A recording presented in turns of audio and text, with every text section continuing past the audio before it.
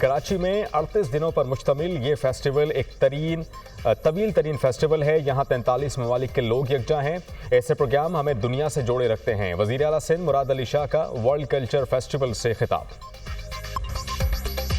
Chief justice ने supreme judicial council का इजलास 8 नवंबर को तलब कर लिया। चीफ जस्टिस ने इंसदादे दहशतगर्दी अदालतों के जजेस की मीटिंग भी 7 नवंबर को तलब कर ली। जजेस से मुकदमात पर पेशरफ्त रिपोर्ट्स भी तलब।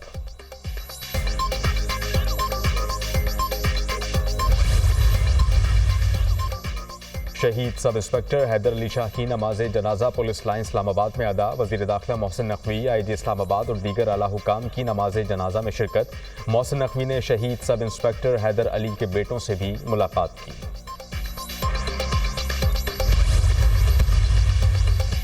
और अमरीकी अराकीन कांग्रेस के खत का ड्रॉप सीन। खत लिखने वाले 9 अरकान कट्टर यहूदी नस्ल परस्त, 29 इसराइल के हामी हैं। 21 अरकान कट्टर पाकिस्तान मुखालिफ, 13 भारत के हमदर्द। 2 अपनी तकारीर में कश्मीर को भारत का हिस्सा करार दे चुके हैं। चेयरमैन PCB मोहसिन नकवी की खिलाड़ियों से मुलाकात। इंग्लैंड के खिलाफ टेस्ट सीरीज जीतने पर खिलाड़ियों और मैनेजमेंट को मुबारकबाद।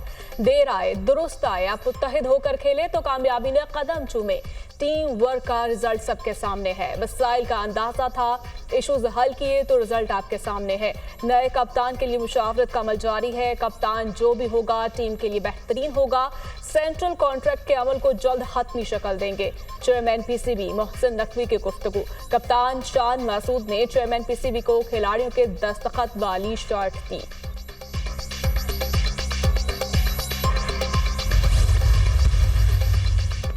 सदर ममलिकत और वज़ीर आज़म शहबाज शरीफ की इंग्लैंड के खिलाफ टेस्ट सीरीज में फतह पर कौमी टीम को मुबारकबाद। इंशाअल्लाह कामयाबियों का ये सिलसिला जारी रहेगा। इंग्लैंड के खिलाफ होम टेस्ट सीरीज में क्रिकेट टीम ने शानदार खेल पेश किया। पूरी कौम क्रिकेट टीम की इस कामयाबी पर खुश है। वज़ीर आज़म शहबाज शरीफ, बरतानवी हाई कमिश्नर जैन मैरियट की भी पाकिस्तानी टीम को कामयाबी पर मुबारकबाद। I, Justice Yahya Afridi, that I, as Chief Justice of Pakistan, I will discharge my duties and perform my functions honestly to the best of my abilities and faithfully in accordance to the Constitution of the Islamic Republic of Pakistan and law. in accordance with the Constitution of Islamic Republic of Pakistan and the law.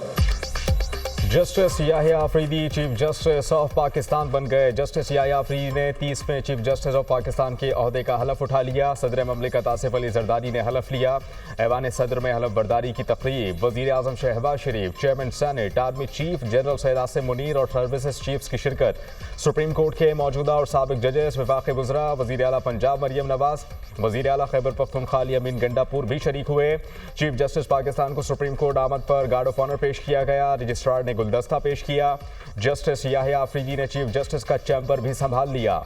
Chief justice Pakistan ने 28 अक्टूबर को full court इजलास बुला लिया।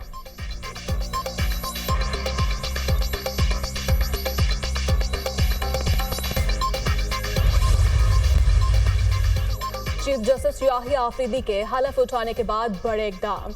Justice Munib Akhtar practice and procedure committee में दोबारा शामिल। Chief justice ने 3 रुकनी प्रैक्टिस एंड प्रोसीजर कमेटी की तश्कील नौ कर दी। Chief justice supreme court Yahya Afridi, senior तरीन जज जस्टिस मंसूर अली शाह और जस्टिस मुनीब अख्तर कमेटी का हिस्सा होंगे। कमेटी में 20 सितंबर के ऑर्डिनेंस के बाद तब्दीली कर दी गई थी। Chief justice Yahya Afridi supreme judicial council के चेयरमैन बन गए। चीफ जस्टिस याहिया अफरीदी इससे कबल सुप्रीम जुडिशल काउंसिल का हिस्सा नहीं थे। चीफ जस्टिस का सुप्रीम कोर्ट की तमाम अदालतों को लाइव स्ट्रीमिंग सर्विस फराहम करने का फैसला। चीफ जस्टिस पाकिस्तान ने जस्टिस मोहम्मद अली मजहर को टास्क दे दिया। लाइव स्ट्रीमिंग की सर्विस साइलिन की रजामंदी के साथ मशरूत होगी। किसी खातून साइल की रजामंदी के तहत केस की समाअत में राजदारी बढ़ती जाएगी।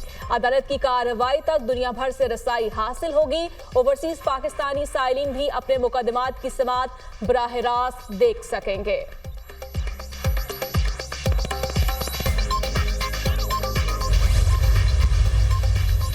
वज़ीर आला पंजाब मरियम नवाज की ज़ेर सदारत खुसूसी इजलास। पंजाब में चावल की पैदावार में इजाफा मुतवक्के। $1 अरब तक एक्सपोर्ट बढ़ने का इम्कान।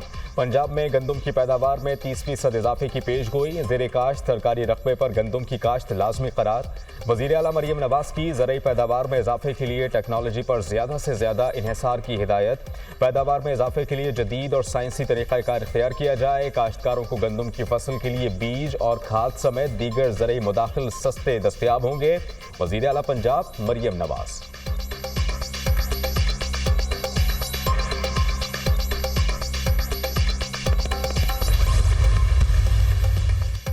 हम दुश्मनों का फिर वार, शुमाली वजीरिस्तान में चेक पोस्ट पर दहशतगर्दों का खुदकुश हमला। 4 पुलिस एहलकारों समेत 7 अफराद शहीद, मुतादिद जख्मी। इमदादी टीमों ने लाश और जख्मी अफराद को करीबी अस्पताल मुंतकिल कर दिया। हमले के बाद सिक्योरिटी फोर्सेस ने इलाके को घेरे में ले लिया। शरपसंदों के खिलाफ सर्च ऑपरेशन जारी।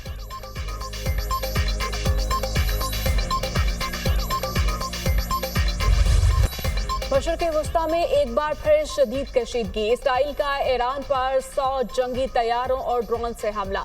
एक रात में 3 बार बमबारी, 20 मुकामात पर हमले। ईरानी फौज ने इसराइली हमलों में 2 ईरानी फौजों की शहादत की तस्दीक कर दी। तेहरान, शिराज, अस्फहान और कराच शहर को निशाना बनाया गया। इसराइल का ईरान में मिसाइल, ड्रोन पर प्रोडक्शन साइट्स और पासदारान इनकलाब के हेडक्वार्टर समेत दीगर फौजी अड्डों को निशाना बनाने का दावा।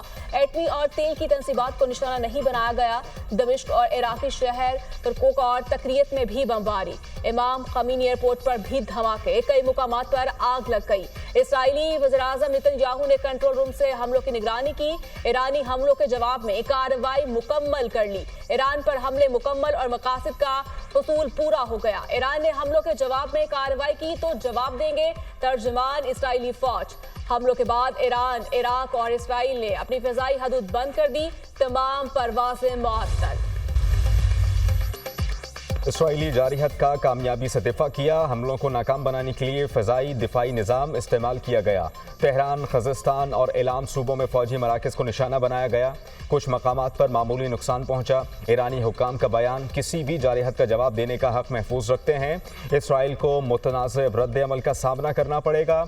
ईरानी सुप्रीम लीडर आयतुल्लाह ख़ामनेई का फ़ौज को इसराइल के साथ मुमकिन जंग के लिए तैयार रहने का हुक्म। सऊदी अरब के ईरान पर इसराइली हमलों की मजम्मत। ईरान की खुदमुख्तारी के खिलाफ करार दे दिया।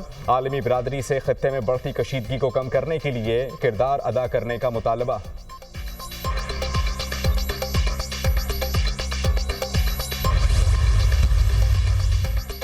ईरान पर इसराइली हमलों में अमेरिका का कोई किरदार नहीं। इसराइल ने हमले से कबल अमेरिका को आगाह कर दिया था।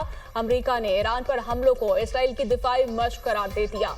इसराइल को अपने दिफा का हक हासिल है। अमेरिका ने इसराइल को ईरान की जौहरी और तेल की तंसीबात पर हमला करने से रोका। तर्जुमान अमरीकी कौमी सलामती का बयान। अमेरिका ने थर्ड मिसाइल के बाद F-16 तैयारे भी इसराइल भेज दिए। ईरान ने इसराइल पर जवाबी हमला किया तो उसके नताइज भुगतने होंगे। इसराइल की पहले की तरह हिफाजत के लिए तैयार है। ईरान और इसराइल के दरमियान बराह रास्त फौजी तसादुम अब खत्म होना चाहिए। जो बाइडेन इंतजामिया।